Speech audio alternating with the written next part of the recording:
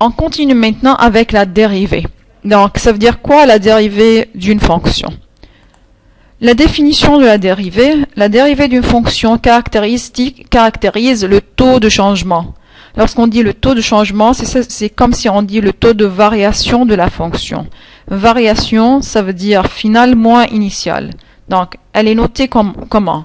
Elle est notée f', ça c'est son symbole, ou bien df sur dx. Et c'est ce qu'on appelle dérivée de f par rapport à x. Donc ça, c'est la notation. Elle est donnée par la définition. Donc déjà la définition, c'est le taux de changement.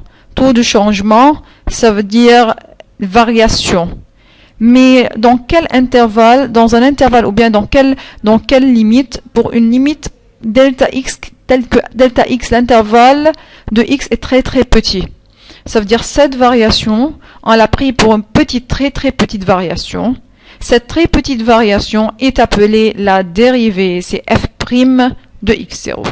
Donc comme définition, f' de x égale, c'est une variation, mais c'est une petite variation. Donc c'est limite lorsque delta x tend vers 0, delta f sur delta x.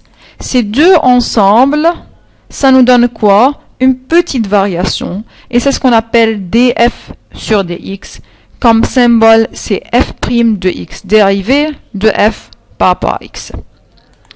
Maintenant, cette dérivée admet des formules. Donc, pour calculer cette dérivée, on applique les formules directement. On doit voir ce sont quoi les formules.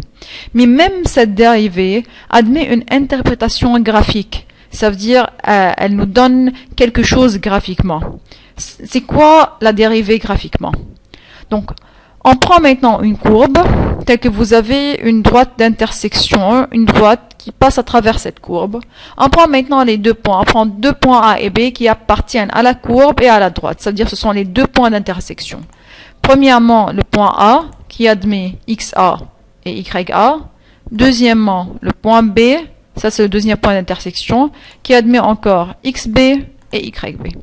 Maintenant, si la question c'est de déterminer la pente de cette droite, pour déterminer la pente en mathématiques, donc, et on remarque avant de déterminer la pente, on remarque qu'il y a une variation.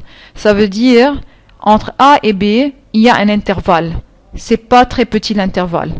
Donc, pour déterminer la pente, qu'est-ce qu'on fait? On fait la variation, c'est YB moins YA sur XB moins XA. Donc, ça veut dire c'est delta Y sur delta X. Donc, c'est ce qu'on appelle delta F sur delta X. Puisque delta X c'est un grand intervalle, donc ça sera une grande variation. Maintenant, la question c'est qu'est-ce qui se passe si on diminue cet intervalle? Ça veut dire si delta X tend vers 0. Ça veut dire, en autre mot, si B s'approche indéfiniment de A, ça veut dire c'est comme s'il sera confondu en A. Qu'est-ce qui se passe dans ce cas? Cette pente, comment varie? Ça devient la pente de quoi? Est-ce que la droite reste une droite d'intersection lorsque B s'approche de A? Donc on va voir ça.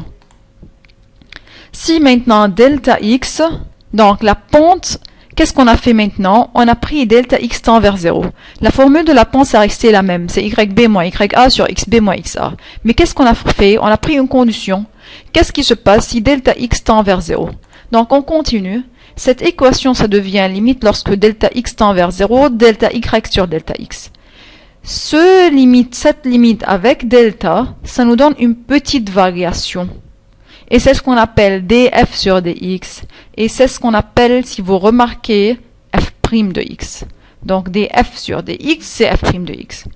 Ça veut dire, on est arrivé que A, la pente, c'est égal à f' de x. Mais c'est la pente de qui? Est-ce que c'est la pente de la droite AB, déjà pris, ou bien c'est la pente de qui? Donc, on remarque que lorsque delta x tend vers 0, ça veut dire lorsque B s'approche indéfiniment de A, la droite qui était en rouge, qui était une droite d'intersection, devient quoi? B devient confondu en A, donc la droite devient une tangente. C'est ça. C'est la tangente à la courbe au point A. Ça veut dire que la pente qui était la pente de la droite d'intersection a devenu maintenant la pente de la tangente. c'est la pente de cette droite. Ça veut dire c'est la pente de la tangente. Mais la pente de la tangente égale à qui par calcul? C'est égal à la dérivée. Ça veut dire, si on conclut que la dérivée de la fonction représente graphiquement la pente. Mais la pente de qui? C'est la pente de la tangente au point considéré. Donc c'est ça. A égale f', mais A, c'est la pente de la tangente.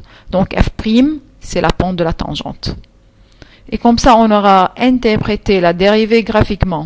Donc la dérivée graphiquement, c'est la pente de la droite, mais c'est pas n'importe quelle droite, c'est la pente de la tangente au point considéré. Si on remarque ici dans cette animation, donc lorsque delta x s'approche indéfiniment, devient 0, ça veut dire elle s'approche de x, la droite qui était une droite d'intersection devient quoi? Devient une tangente. Ça veut dire la pente qui était la pente de la droite d'intersection, c'est devenu, quand on s'approche, c'est devenu quoi? Elle est devenue, en continu, elle est devenue la pente, mais la pente de qui? La pente de cette tangente. Ici, vous avez les formules de la dérivée. Donc, en utilisant la définition de la dérivée, pour calculer cette dérivée, on n'utilise pas la définition. Directement, on applique ces formules. Donc, ces formules, c'est à étudier. La première, si f de x égale constante, donc sa dérivée, c'est nul. Un exemple, par exemple, f de x égale à 3. 3, c'est une constante, c'est pas fonction de x. Donc, sa dérivée, c'est égal à 0. Si f de x égale ax, donc sa dérivée, c'est a.